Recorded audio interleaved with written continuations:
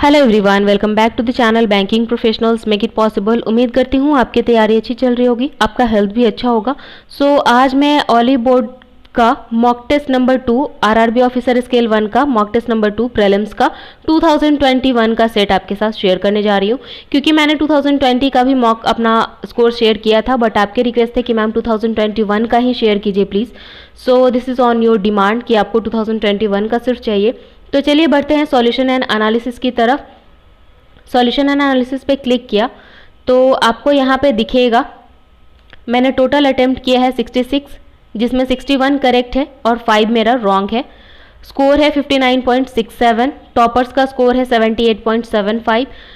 यहाँ पे बच्चों ने अटेम्प्ट किया है 49,671 बच्चों ने अटेम्प्ट किया, जिसमें रैंक है 495 मेरा।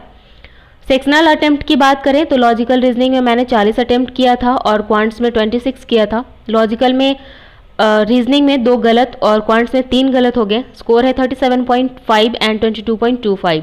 रैंक 406 और 4638। परसेंटाइल 99.2 है रीजनिंग में और 90.7 है क्वांट्स में। ओवरऑल परसेंटाइल जो है वो 99 है। टाइम अलॉटमेंट की बात करें तो यहाँ पे आपको 32.5 मिनट दिख रहा है लगभग, और 12.5 मिनट आपको दिख रहा है क्वांट्स में।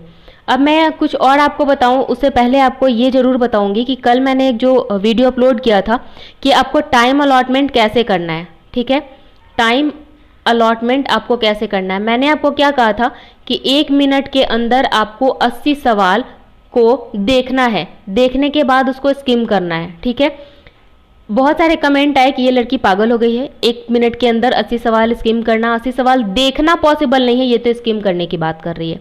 ठीक है, मैंने बताया कि आपको 15 मिनट क्वांट्स को, 15 मिनट रीजनिंग को और फिर 15 मिनट में 5 मिनट और 10 मिनट का अलॉटमेंट आपको करना ज़्यादा सही रहेगा। बहुत बार मैंने ही बताया है आपको कि 20-20 मिनट और 5 मिनट का अलोकेशन कीजिए। 20-20 मिनट दोनों सेक्शन को दीजिए, उसके बाद 5 मिनट कौन से सेक्शन को देना है वो आपको बाद में डिसाइड करना होगा। ठीक है, बट कल वाले में मैंने ये बताया, ये बताने के पीछे रीज़न था कि आपके कॉन्टिन्यूअस कमेंट है कि मैम 40 नंबर 45 नंबर से ऊपर नहीं आ रहा है, क्या करें। इसलिए मैंने ये बताया था ताकि आपका सेक्शनल कट ऑफ जो है वो क्लियर हो जाए। उसके बाद आपको पता चले कि कौन से सेक्शन में, क्वांट्स में या रीजनिंग में, जिसमें आपका स्ट्रॉन्ग पार्ट है, स्ट्रॉन्गेस्ट पार्ट है जो आपका दोनों सब्जेक्ट में, उस पर आपको कितना टाइम देना चाहिए, 5 मिनट या 10 मिनट। इसलिए मैंने ये 15-15 मिनट का स्लॉट आपको बताया था। अब जो बोल रहे थे कि 1 मिनट में 80 सवाल पॉसिबल नहीं है, उनको एक बात बता दूं, एक रफ शीट है आपको एग्जामिनेशन में मिलेगा, नाम, रोल नंबर, सिस्टम नंबर, आपको सब कुछ यहाँ पे मेंशन करने के बाद पूरा पेपर आपका खाली है। जैसे ही क्वेश्चन स्टार्ट हुआ 1 से लेके 3 तक मैंने देखा ब्लड रिलेशन है। ठीक है, 1 लिख लिया, नेक्स्ट नेक्स्ट नेक्स्ट करते जा रही हूँ। 3 पे जाके मुझे ब्लड रिलेशन का क्वेश्चन खत्म दिखा, मैंने BR लिख लिया। उसके बाद 4 से देखा, 4 से 8 तक मुझे देखा, मैंने देखा कि यहाँ पे डेटा सफिशिएंसी का क्वेश्चन है। 8 तक जाने के बाद 9 से देखा कि मैंने पजल है तो 4 लिख लिया था, क्योंकि अगला सवाल 3 के बाद 4 ही आएगा। और 8वां सवाल जो है वो यहाँ पे डेटा सफिशिएंसी का खत्म हो गया। 9 से लेके यहाँ मुझे 14 तक यहाँ पे मुझे पजल दिखा। पजल में मुझे दिखा फ्लोर बेस्ड पजल, तो मैंने P लिख लिया, पूरा पजल नहीं लिखा है, P और फ्लोर लिख लिया। ठीक है, उसके बाद 15 से लेके 19 तक मुझे दिखा कि एक सर्कुलर सिटिंग अरेंजमेंट है। ठीक है, 20 नंबर जो है वो अल्फा न्यूमेरिक का है, तो यहाँ पे ALP लिख लूंगी या फिर MISC लिख के आगे बढ़ूंगी। अब मैं स्क्रीन पे सवाल देख रही हूँ, एक एक सवाल मैं स्क्रीन पे देख रही हूँ और मेरा हाथ जो है वो रफ शीट के ऊपर चलता जा रहा है। ठीक है, और ये जो हैबिट है वो आपको सिर्फ और सिर्फ प्रैक्टिस से आएगी। और प्रैक्टिस आपको करना क्या है, आपको प्रैक्टिस करना है सिर्फ मॉक का। कोई भी ब्रांड हो आपका मॉक का, नो इशू, आप कोई भी ब्रांड इशू यूज़ कीजिए। हालांकि मैंने आपको बताया है कि रियल एग्जामिनेशन लेवल मॉक आपको कहाँ पे मिलेगा, वो आपको चैनल पे जाके मिल जाएगा। अब इसमें बोल रहे हैं कि 1 मिनट के अंदर 80 सवाल देखना पॉसिबल नहीं है। अब मुझे जो जिनका भी ये डाउट है वो एक बात बताइए कि 1 से लेके 3 तक अगर ब्लड रिलेशन का सवाल है तो कौन कहता है कि 1 से 3 सवाल देखने के लिए मुझे 3 मिनट लगेगा? नहीं लगेगा। उसके बाद 4 से 8 तक मुझे दिखा कि डेटा सफिशिएंसी का है। सिर्फ क्वेश्चन ही तो देखना है कि किस टाइप का क्वेश्चन आ रहा है। ठीक है, अब आपको रीजनिंग में है कम से कम 20 मैक्सिमम 25 नंबर के लिए पजल जरूर मिलेगा। ठीक है, 5 सेट, हर एक सेट में 5 सवाल तो जरूर मिलेगा, तो 5 सेट मिल गए। अब एक सेट को देखने के लिए मुझे कितना वक्त लगेगा? 1 से 5 तक मान लेते हैं कि कोई एक पजल है फ्लोर बेस्ड का, तो 1 से 5 फ्लोर लिख लिया, फिर 6 से 10 सर्कुलर लिख लिया। ठीक है, फिर 11 से 15 मैंने 11 से 15 मैंने बॉक्स लिख लिया, ठीक है। उसके बाद 16 से 20 मैंने लाइन लिख लिया कि लीनियर है, लाइन में भी पैरेलल है तो PAR लिख लिया, ठीक है, या सिर्फ P लिख लिया कि लाइन में भी पैरेलल वाला है। तो पूरा का पूरा यहाँ पे मैंने 25 सवाल देखा क्या? नहीं देखा। नेक्स्ट नेक्स्ट नेक्स्ट नेक्स्ट करते गई, मुझे दिखते गया कि क्वेश्चन का सेट जो है यहाँ से यहाँ तक का एक सेट बन रहा है, ठीक है।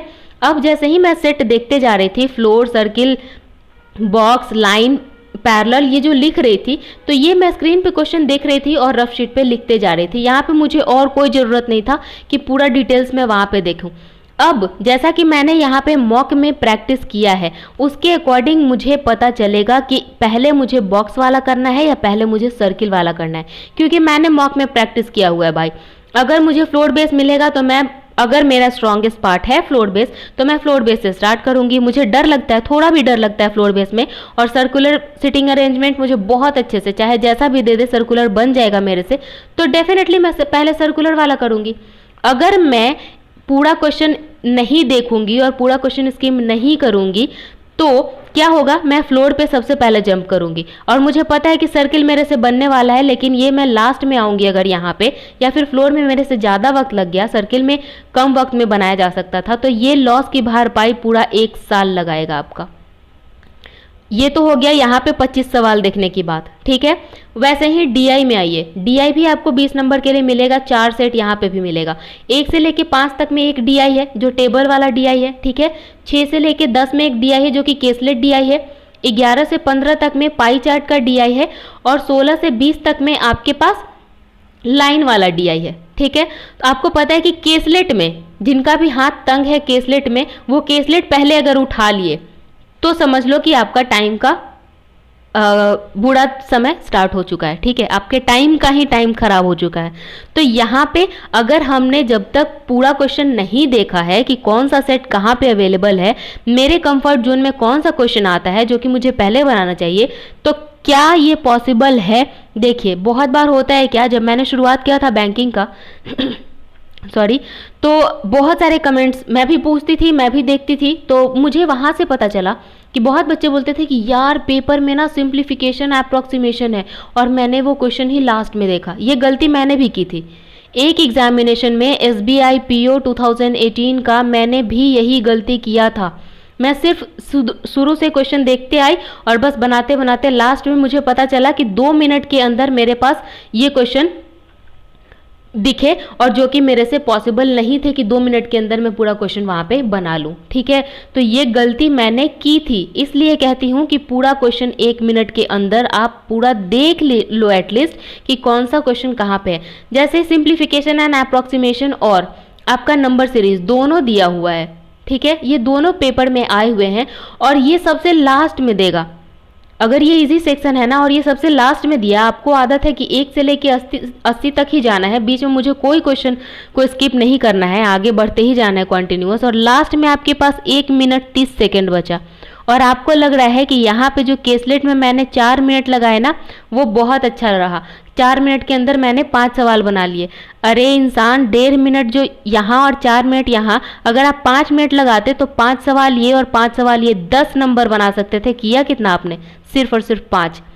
ये रीज़न है मैं कहती हूँ कि 1 मिनट लगाओ, 80 सवाल देखो और उसके बाद पेपर को अटेम्प्ट करो। जिनको भी लगता है कि ये पॉसिबल नहीं है कि आप क्वेश्चन देखो और फटफट पेपर पे लिखो, आपके पास 28, 29, 30 और 31 4 दिन का समय बचा है। इस 4 दिन में आप अपने मॉक की प्रैक्टिस इस तरीके से करो कि ये जो आपका है हैबिट जो है वो आपके ब्लड में आ जाए और आपका हाथ उसी तरीके से काम करे जिस तरीके से आप एग्जामिनेशन में चाहते हैं अटेम्प्ट करना। क्योंकि प्रैक्टिस कहते हैं ना कि practice makes a man perfect, practice ही आपको सब कुछ करवाता है। बहुत बार अगर आपसे एरोप्लेन का स्पेलिंग पूछा जाए, अगर हम भूल जाते हैं, अगर कोई बोले कि एरोप्लेन का स्पेलिंग बोलो और हम भूल रहे हैं कि AERO होता है या ARO होता है, क्या होता है याद नहीं है, आपके हाथ में पेन है, आप आंख बंद करो, आप आंख बंद करके ये जो स्पेलिंग है वो बिल्कुल सही लिखोगे, आई गारंटी। अगर आपने वो स्पेलिंग पढ़ा है पहले, आपको पता है, और आपसे रैंडमली कोई पूछा और आप भूल रहे हैं, तो आप पेन उठाइए, आंख बंद कीजिए और उस वर्ड को लिखिए, देखिए वो कैसे उतरता है आपके पेपर पे, बिल्कुल 100% करेक्ट। ये सिर्फ और सिर्फ प्रैक्टिस का कमाल है।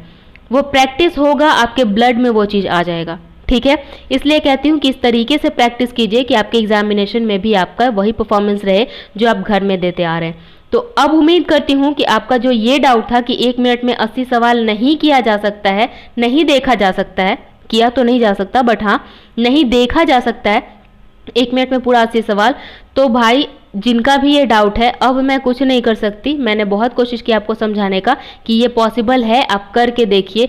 जो बोल रही है, जो लड़की आपको बोल रही है वो खुद की हुई है, वो अपनी गलती से ही आपको बता रही है कि जो गलती मैंने किया है कभी 10 नंबर वहाँ से मैंने मिस किया 10 मार्क्स, वो आपसे मिस ना हो, इसलिए आपको इतना सारा बार बार यही चीज़ बताते रहती हूँ कि आप यहाँ से 1 मिनट में ये पूरा सवाल देख लीजिए। ठीक है, उम्मीद करती हूँ सेशन आपको समझ में आ गया होगा, अच्छा लगा होगा। बट हाँ, ये सेशन मॉक टेस्ट के परफॉर्मेंस से रिलेटेड था। तो ये रहा मेरा परफॉर्मेंस 2021 का mock test number 2, mock number 2 RRB officer scale 1 का ऑली बोर्ड का। आपके पास भी अगर सेम ब्रांड है तो आप भी कमेंट सेक्शन में ज़रूर शेयर कीजिए। अगर आपके पास ये ब्रांड नहीं है, नो इशू, आपको बहुत सारे मॉक टेस्ट मैंने बताए हुए हैं, बिल्कुल रियल एग्जाम लेवल मॉक का भी नाम मैंने बताया हुआ है। तो आप जो भी मॉक टेस्ट दे रहे हैं उसका स्कोर आपको क्या शेयर करना है, मॉक का ब्रांड, कौन से मॉक टेस्ट में आपने मॉक का brand, mock test number, mock number, आपके स्कोर और आपकी परसेंटाइल क्या रही, आप लोग कमेंट सेक्शन में ज़रूर शेयर कीजिएगा। इससे मुझे भी अच्छा लगता है कि चलो साथ साथ में हम लोग सब लोग तैयारी कर रहे हैं इस चीज़ के लिए।